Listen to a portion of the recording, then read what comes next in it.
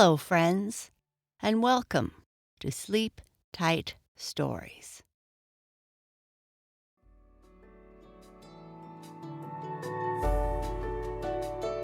This story celebrates Thanksgiving.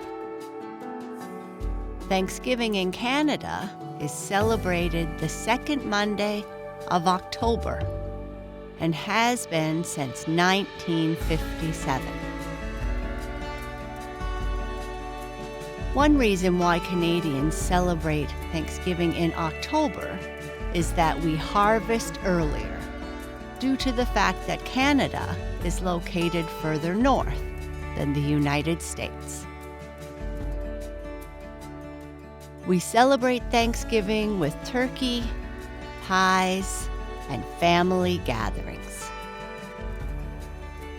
Thanksgiving is a time to give thanks. People started this celebration to give thanks for a good harvest. Today, we are thankful for family and good health. What are you thankful for this Thanksgiving?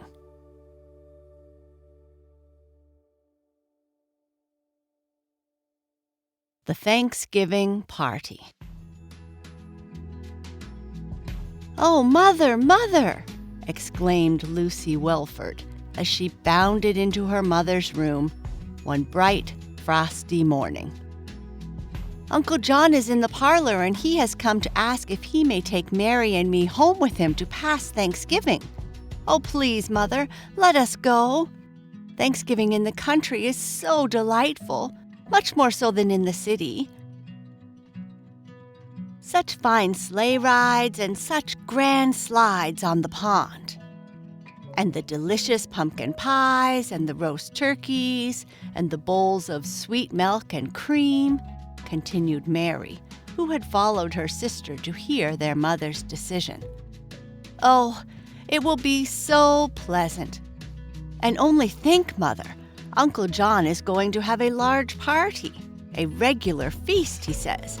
And Aunt Clara thinks that Lucy and I can assist her very much, if you will be so kind as to let us go." "Very well," replied their mother, smiling. "We will go and talk with Uncle John about it, and see if Father thinks he can spare both of his girls for a few days." To the great joy of Mary and Lucy, Father and Mother at length gave their consent, and warmly wrapped in hoods and cloaks, with a large carpet bag to contain such articles as would be necessary for them during their stay, they sprang lightly into Uncle John's comfortable sleigh, and with many a kind goodbye to the dear ones at home, were soon riding swiftly away, leaving far behind the various sights and sounds of the busy city. A pleasant ride of 15 miles brought them to the old-fashioned farmhouse, where the sound of the merry bells soon called Aunt Clara to the door. And with a most affectionate welcome, she hugged her young nieces and expressed her joy that their parents had consented to spare them to her for a short time.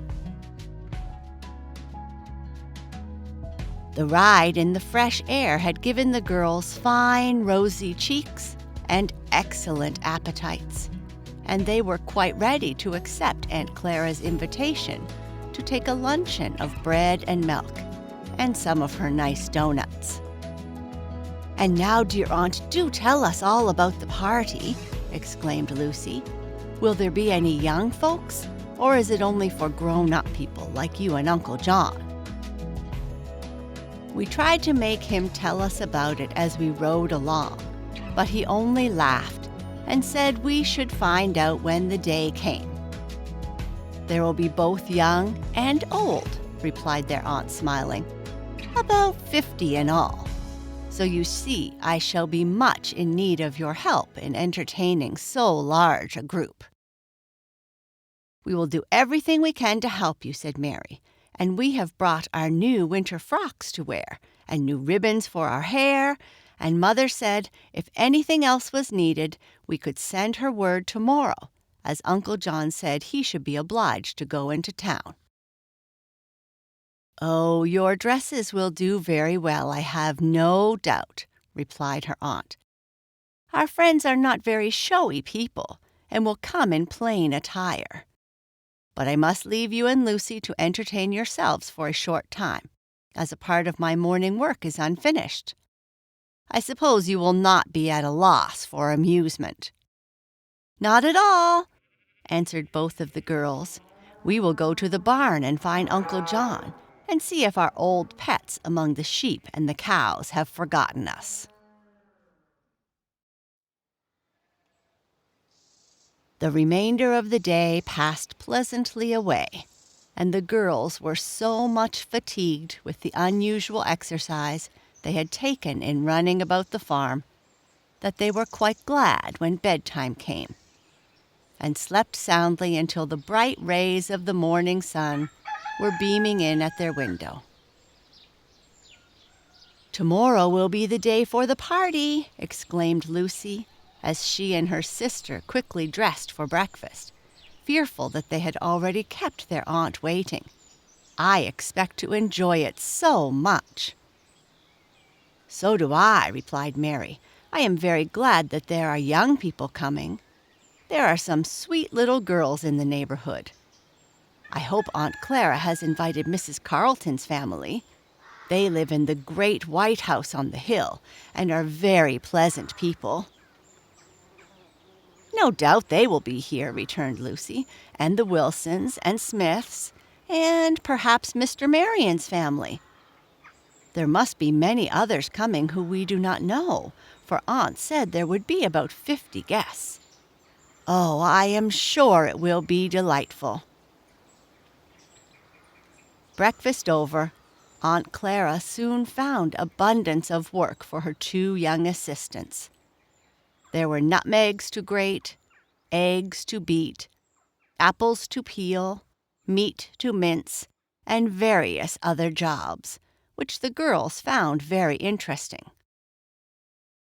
The tables were soon loaded with pies, cakes, warm bread, and every variety of eatables, while turkeys and chickens by the dozens were in a state of preparation, and the large pots over the fire were filled with the nice hams which Uncle John had provided for the occasion. Everything showed that there was to be a bountiful feast, and our young friends danced for joy as they thought of the pleasure in store for them. The much wished-for day came at length, and a bright and beautiful day it was.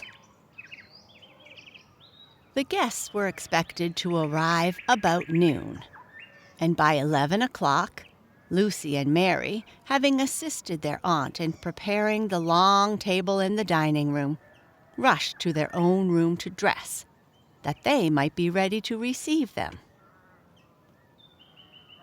The great double sleigh with the pretty gray ponies was already harnessed, for some of the visitors, as Uncle John observed, lived at quite a distance from the farm, and he had promised to send for them at the proper time.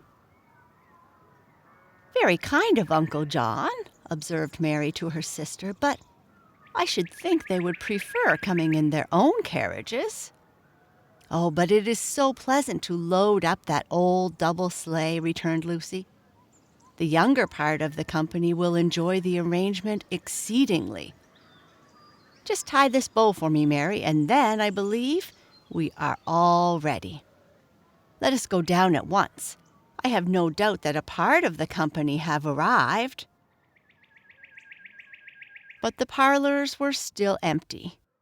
Even Aunt Clara had not yet appeared, and after surveying themselves with much satisfaction in the large mirror, and impatiently walking up and down the room for a short time, the girls decided to find her and ask if the dinner hour had not nearly arrived. To their surprise, they found the table already loaded with the smoking plum puddings and nicely roasted turkeys and chickens, which Uncle John and Aunt Clara were carrying. "But no one has come yet, Uncle John," exclaimed both Lucy and Mary in a breath. "Won't the dinner be cold?" "Our friends have all arrived," was their uncle's quiet reply. And as he spoke, the door leading from the great kitchen was thrown open, and a crowd of people, young and old, appeared. There were the workers, who had toiled hard through the year for the support of his large family. There, too, was the cheerful wife and the joyful little ones, and perhaps the aged grandparents whose feeble steps were supported by their children, as they took their seats at the bountifully spread table. In short, the most worthy in the immediate vicinity of the farm were there assembled, and some few from a greater distance.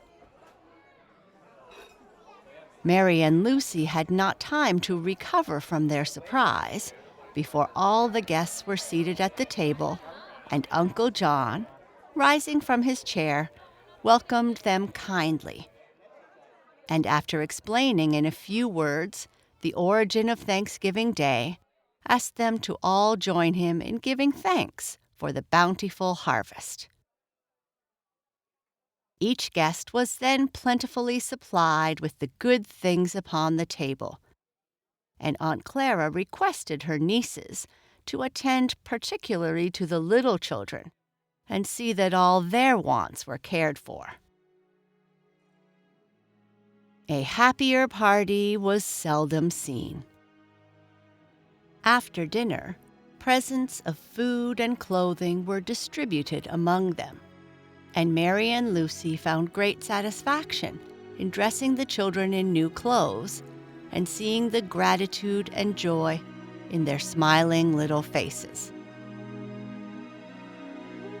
After an hour or two spent in this manner, the great sleigh and the gray horses came merrily jingling to the door, and the old people and the children were safely conveyed to their homes. And the rest of the party, with many thanks and blessings to their kind hosts, took their leave. "Well, girls, how did you enjoy my party?" exclaimed Uncle John as he re-entered the parlor after bidding farewell to the last of his guests. "Oh, very much indeed," was the reply. "It was very different from what we expected, but still we enjoyed it very much. It is so pleasant to make others happy." "It is indeed, my children," returned Uncle John, "and it appears to me that on a day like this, that it is my duty and my pleasure to do so."